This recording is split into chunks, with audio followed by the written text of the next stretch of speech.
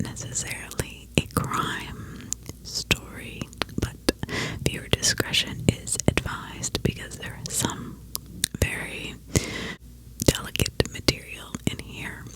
Child death, and just viewer discretion is advised.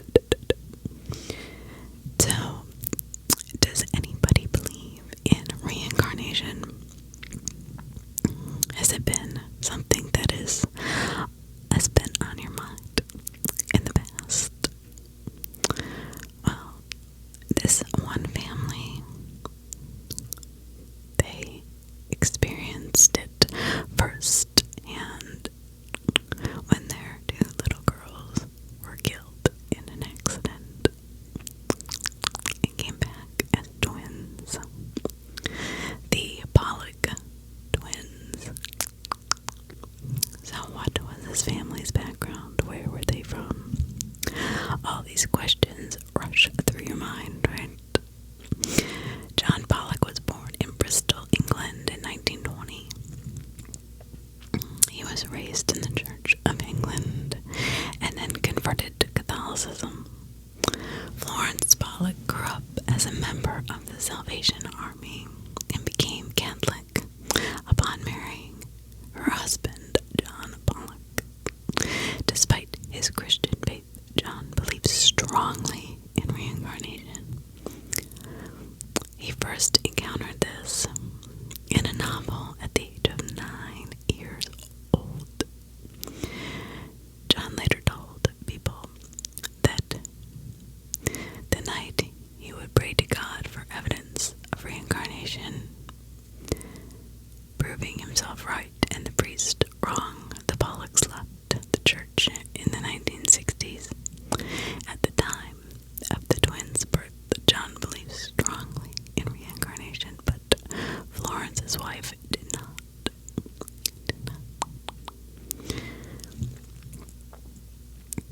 Joanna Pollock.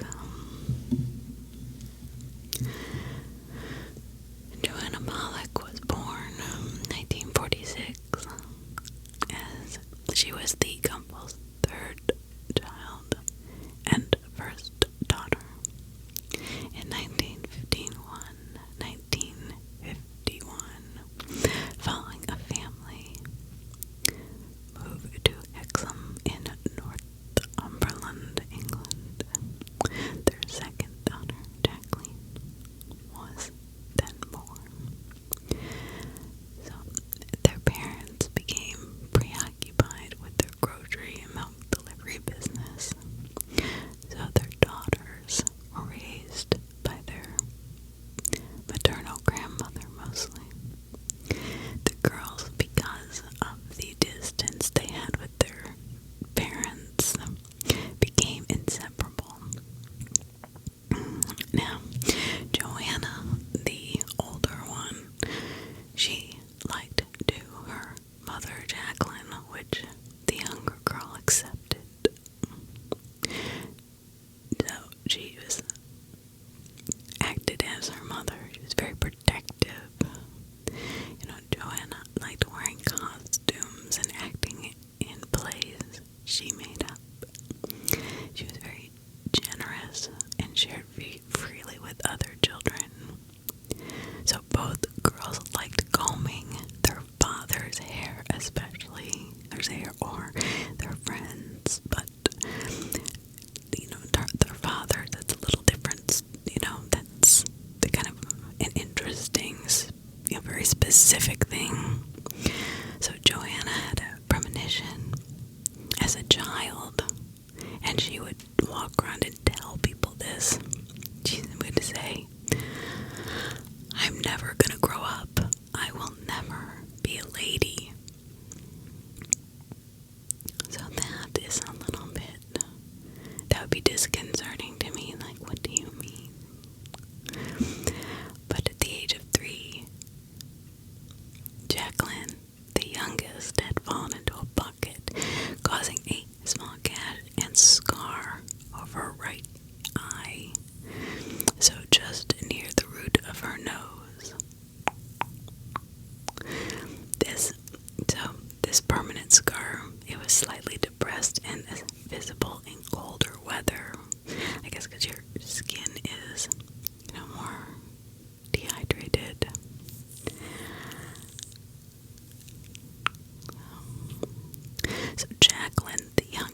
also had a roundish dark birthmark on the left side of her waist.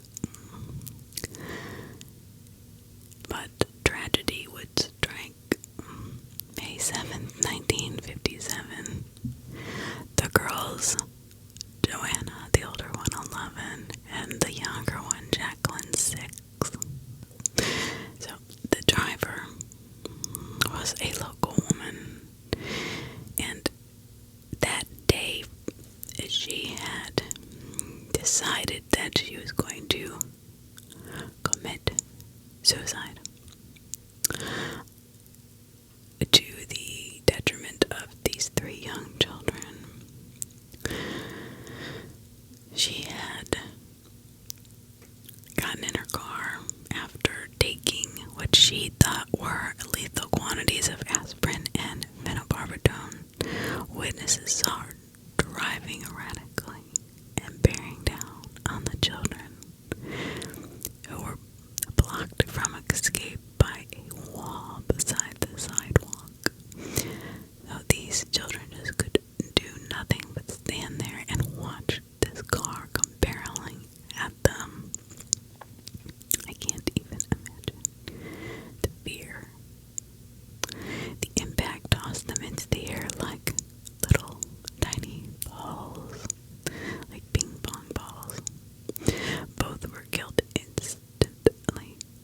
The incident made headlines throughout Britain, and of course their parents were devastated. So John and Florence were absolutely just beside themselves with sadness. But John, on the other hand, devoted himself to avoid thinking about the girls. So Florence wanted to have nothing, didn't want to talk about the girls. She didn't want to think about the girls. So on the day of the accident, John had experienced a vision of them in heaven. Then he sensed a presence of their spirits in a top room of the house, and took to spending time in order to be close to them. He had later felt the girl's death had been a punishment from God for having prayed for proof of reincarnation. But he also felt that his prayer would be answered by his daughters being reborn into the family.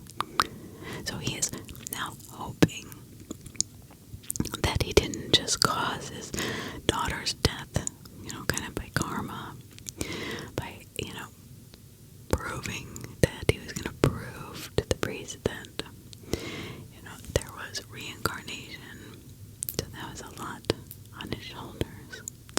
But at the same time, he really thought that his prayers would be answered, that his daughters would come back to him. So Florence, of course, she did not believe in reincarnation. And she objected to his craziness, and for a time disputed and even threatened their marriage. So it was a big deal. I mean, their 2 separate opinions really affected who they were. But Florence soon became pregnant again, and John became convinced that his Joanna and Jacqueline were about to be reincarnated into the family as twins. So Florence, of course, was furious with this, and the doctor even said it was just a single birth based on the heart palpitations, based on palpation, based on palpation, fetal heartbeat, and the lack of twins in either parent's family. I want to take a minute. That is very, very important, because without having twins on either side of the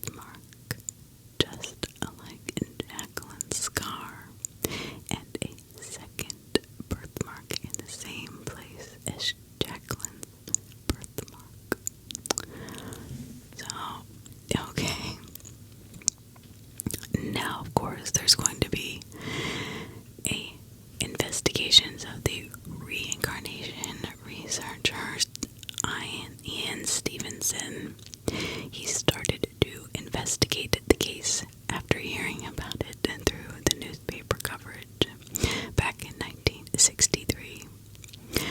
The twins were 4 years old then. He met the family at their home, and of course he interviewed the parents at length, examined the girls for birthmarks. He met the family again in 67 and corresponded with them until next visiting them in 78 when the twins were 20. At that point, he had blood tests arranged to determine their zygosity, which showed they were monozygotic identical. Florence died in 1979. So Stevenson visited John and his new wife as well as Jillian in 1982 to continue to correspond with John until his death in 85. Stephen wrote a detailed case report in the second volume of Reincarnation and Biology, a contribution to the etiology of birthmarks and birth defects, and summarized versions in 2 other works. Evidently weak, so there was an actual investigation for all of their lives. So Jillian and Jennifer, they made several strange statements and clear recognitions relating to Joanne and Jacqueline only between the ages of 3 and 7. When the twins were 3, the parents brought out the toys that had belonged to their deceased daughters, which they had been boxed and stored in the attic. Jillian claimed the doll had belonged to Joanna, and Jennifer claimed that one that had belonged to Jacqueline. They both said the dolls had been gifts from Santa Claus, as they had been for Joanne and Jacqueline. When Jillian saw a toy clothes ringer that had also been Santa Claus presents to Joanna, she said, "Oh look," quote, "there's my toy ringer," and unquote, adding that Santa had brought it. The girls never argued over any of the toys. They knew. This was the most bizarre part. They knew exactly which toys belonged to. Little kids, especially twins, will argue and argue and argue over, "Oh, well, that's mine, this is yours, that's mine, da-da-da." That is not the case here. The girls knew exactly which ones were theirs. Now you're gonna say, "Oh, well, the parents probably talked about them all the time." No, absolutely not. Matter of fact, Florence forbade it because she did not believe in reincarnation to the point where she was going to end her marriage over it. And back then, that was not heard of. So she was going to end her marriage just because of the difference in beliefs. So she made John promise not to mention anything about the girls to the younger girls, the girls that were born, the deceased girls, to the girls that were alive. So the fact that they knew their own toys was really starting to change Florence's perspective. Then she would sneak up on the girls, or just could hear them talking as she was doing dishes in the window or something. She could hear them sitting in the yard. And one day she walked up and listened to what they were saying, and Jillian and Jennifer were discussing in depth the details of the accident that their sisters, Joanna and Jacqueline, had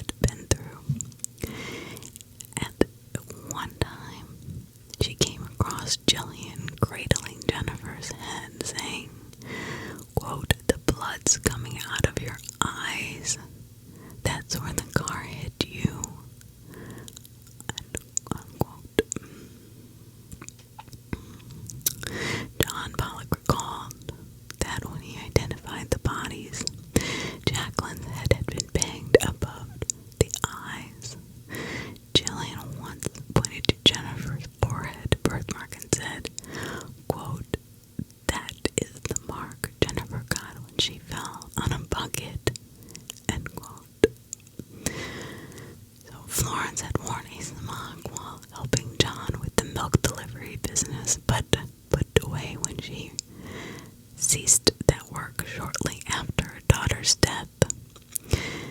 When the twins were about 4.5, John wore the smock to do some painting. So Jennifer goes up to him and says, quote, "Why are you wearing Mummy's coat?" End quote. She then became annoyed at Jillian for not recognizing it. The older sister had been at school and had not seen her mother wearing the garment. So she was at school because she was older, but the little one hadn't started school yet. So she wouldn't have seen her mom in that outfit. John asked Jennifer how in the world she knew the smock was Florence's, and Jennifer simply replied, "Because her mother wore it during delivering milk." So his mouth dropped. The Pollocks had moved away from Hexham when the twins were about 9 months old, so they would have no memory of that. I mean, they didn't go to the park, they didn't walk even then. So they would have no recollection of this city, right? Well, that is not the case. At 4 years old, they visited Hexham again for the first time after they, move in a horrible accident.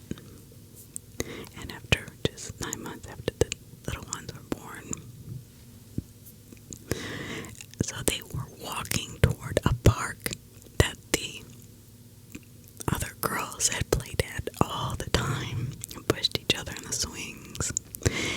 And yet, as it were not even in sight, Jillian and Jennifer said they wanted to go across the road to the park and the swings, and clearly showed that they knew the way.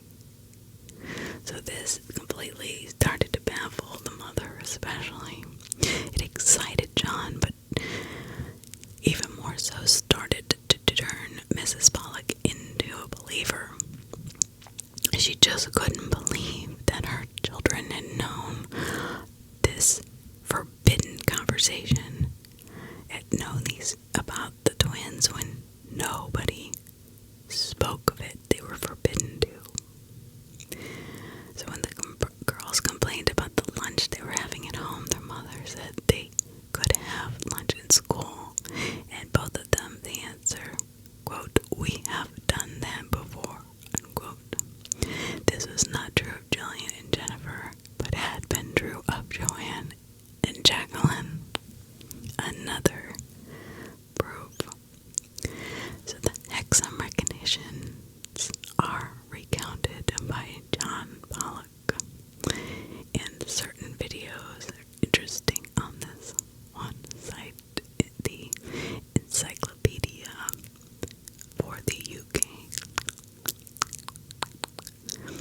According to John, when the twins discussed the accident between themselves, they often spoke in present tense, almost as if they were reliving it. The twins displayed behaviors similar to their deceased sisters. Like the older girls, they were very close, and Jillian liked her mother, Jennifer, which Jennifer accepted, just like the other two. The twins looked most like their maternal grandmother, who had done most to raise Joanna and Jacqueline for guidance and love, even though Florence was now entirely available. But they, remember, had been raised, Joanna and Jacqueline had been raised by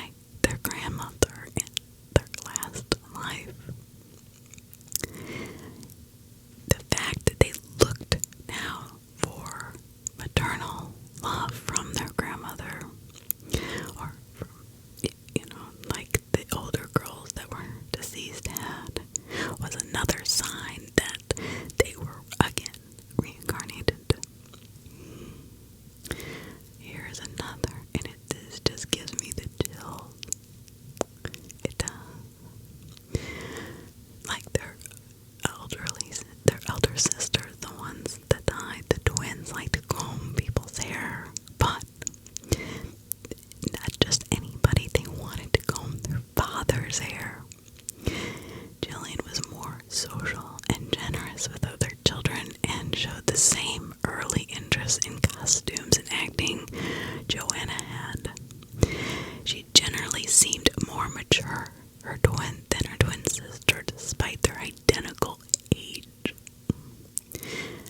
So, I have goosebumps. The twins had phobias relating to cars. The mother noticed that they would be very careful crossing the street holding their hands. And on one occasion, when a car insurance started near them in a closed alleyway, so it was really loud, Mr. Pollock observed the girls cringe in terror and cling to each other, crying, "The car," quote, the car's coming for us," unquote, possibly being reminded of, the wall that had prevented their escape in their previous lives. So they're in this enclosed area, this alleyway where they can't get out, and a car turns on the engine, and immediately both the girls freak out, saying the car's coming for them. You can't tell me that just normal kids would do that. It just doesn't happen. They'd be scared and jump back, but they're not going to panic like that. That is really, I'm talking about the death in depth. So at the time of Jacqueline and Joanna's death, Jacqueline had still been learning to write. Her teacher was concerned that she was still holding the pencil upright in her fist, suggesting to her parents that they had to correct this habit by slapping her hand. So Jillian and Jennifer, the twins, began learning to write at the age of 4. Jillian immediately held the pencil properly, while Jennifer held it upright in her fist. She only started holding it properly at the age of 7, and even as a young adult would still sometimes revert to the first grip. That was interesting, right? Now, physical signs. Identical twins are identical. They other than maybe being a little bit different in height. But Joanne was somewhat more slender of a build, as was Jillian. Likewise, Jennifer's somewhat stocky build matched Jacqueline's. Joanne had a more splay-footed gait than Jacqueline did, and this difference showed up in Jillian and Jennifer also. So at birth, the round, dark, brownish birthmark was observed on the left side of Jennifer's waist, at the exact spot on Jacqueline's body. According to Florence, this mark was slightly depressed when Jennifer was born and showed up during cold weather. Note the scar on her face. So that, as was the case with Jacqueline's scar, no one else in the family had similar birthmarks. And if they were identical, which he proved later on that they were actually genetically identical, genetics cannot explain Jennifer's birthmarks. And the maternal impression,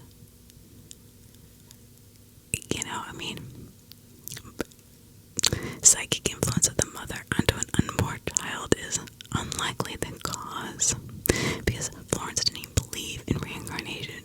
She was so against the thought.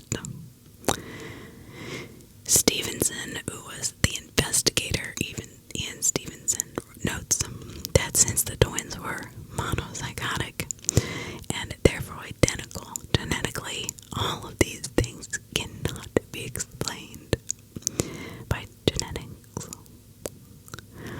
Although he speculates about paternal impression on the alternative to reincarnation, however, Stevenson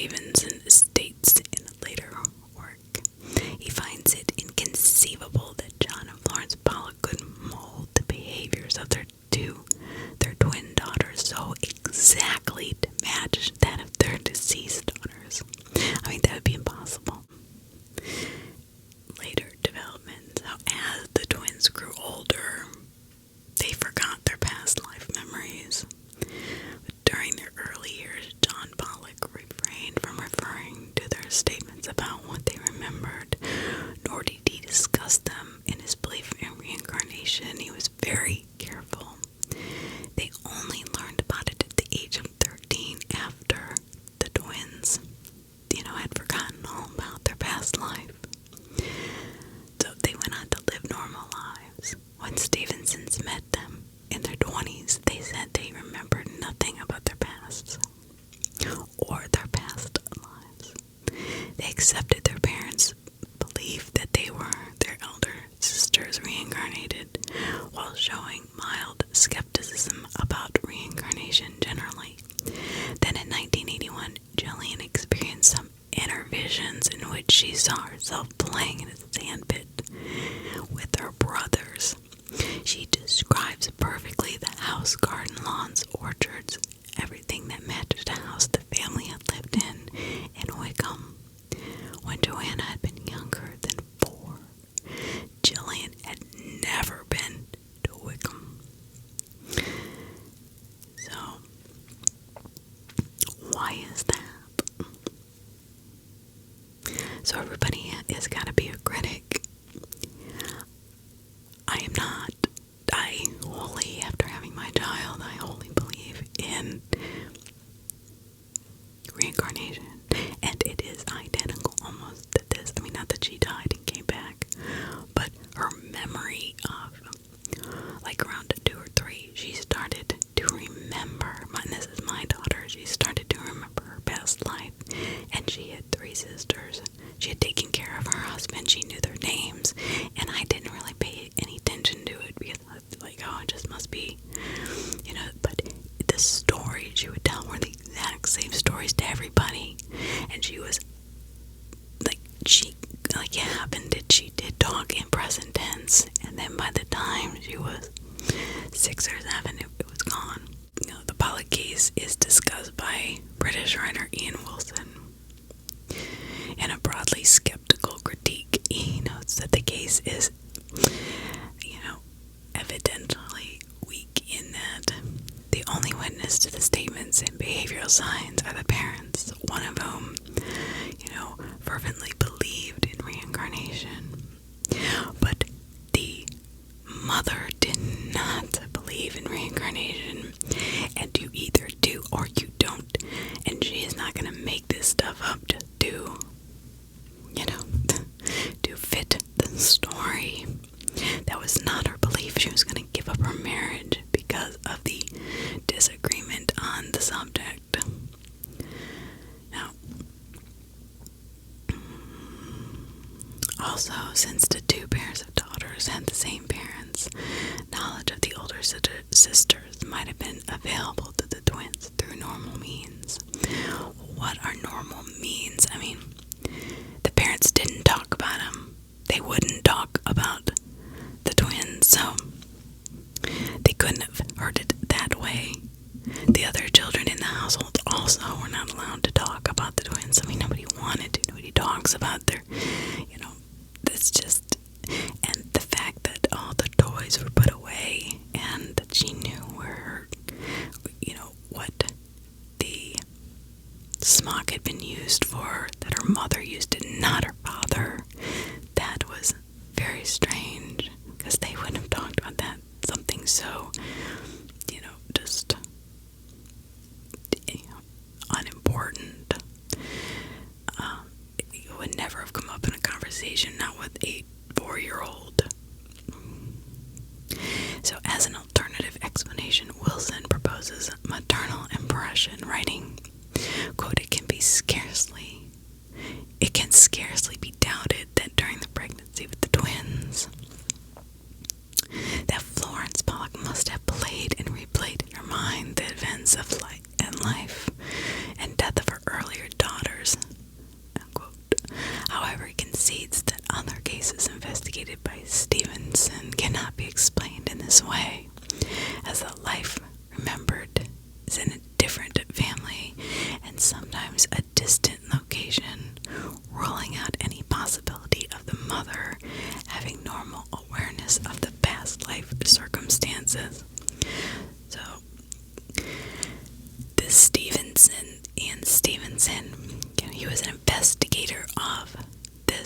almost like a paranormal investigator, but of reincarnated children.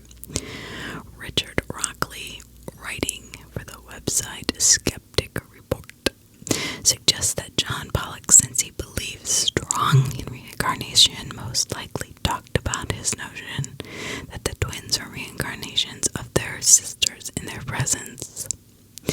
Also, other family members and friends might have talked about the accident and their deaths.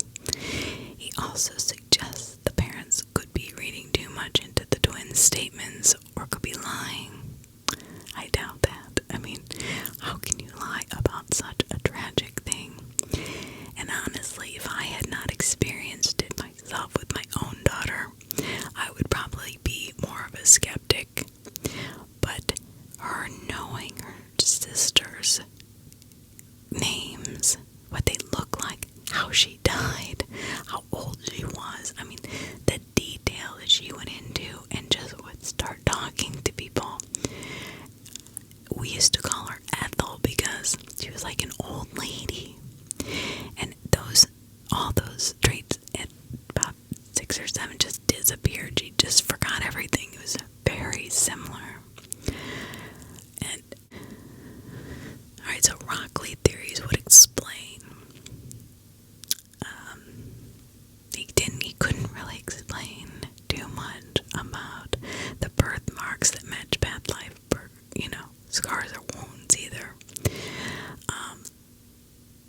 That was one thing he did say, but he said what none of the Rockley's theories would explain are found not only in the Pollock case, but in a substantial portion of reincarnation cases.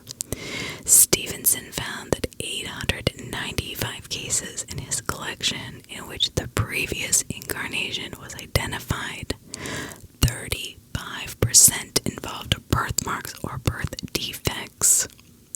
That is a huge amount. This one's, 35%.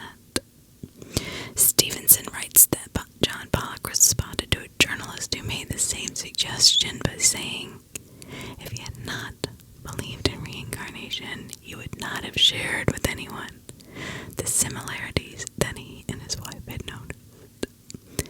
And there would almost certainly have been no case or none worth reporting. Stevens, who studied 42 pairs of twins who remembered past lives,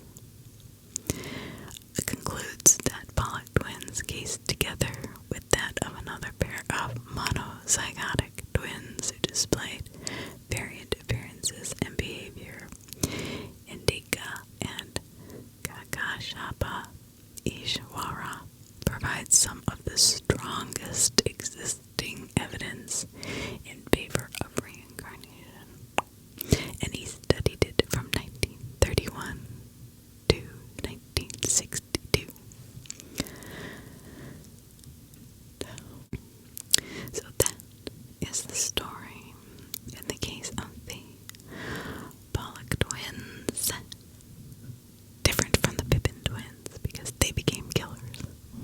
But these two led normal lives and really didn't believe in reincarnation at all in their elder life. However, one of them did have that memory that only Juliet would know about, which was very strange. Very, very strange as well. So let me know what you think in the comments. Do you believe in reincarnation? Have you had experiences yourself with reincarnation? I'm always curious to know about other people's experiences. It's not something we talk about a lot, but it is definitely a subject that is brilliantly interesting, I think, because we're all trying to figure out what happens to us after we die, right? Some of us have really strong faith and all that, but I'm always the one that thinks, okay, well, my mind's open to anything. Nothing is ever set in stone for me.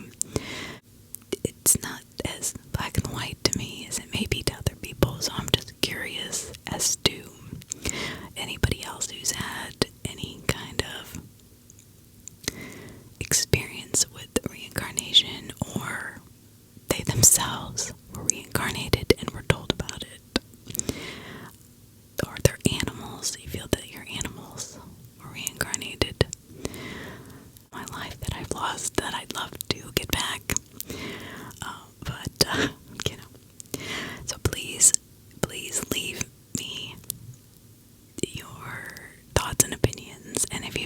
similar stories. I'd love to hear them. And have a great evening. Thank you so much for subscribing. If you can, hit the subscribe button. If you like my content, hit the like button. I know I've been behind this week, but I've been working like a mad person and then trying to get videos out too. And then I'm also working this weekend, so I'm trying to make a couple of videos tonight to post, pre-post. But other than that, thank you so much for joining me. I appreciate you all more than you know. I love you all, and I hope you have a